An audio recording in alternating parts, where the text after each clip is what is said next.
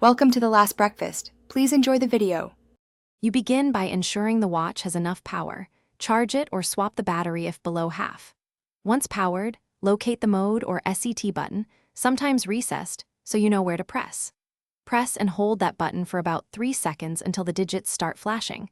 This tells you the watch is in setting mode. From here, you're ready to choose whether you set time first or date. Choosing time first avoids carrying AM/PM errors into the date settings. Once the hours flash, use the plus or minus buttons to advance quickly. Short presses step 1 unit, long presses accelerate.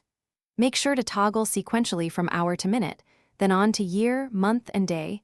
Use the mode button to jump fields. If your watch offers 12-hour versus 24-hour format, set that now to prevent AM/PM mistakes.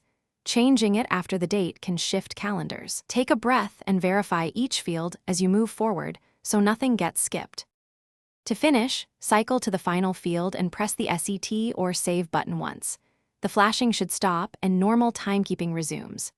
If the display still flashes or the time reverts, remove the battery or disconnect power for 10 seconds, then retry the process.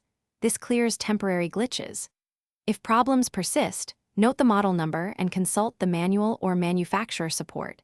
Sometimes a specific reset code or firmware quirk is the root cause, and they'll give the exact fix you need.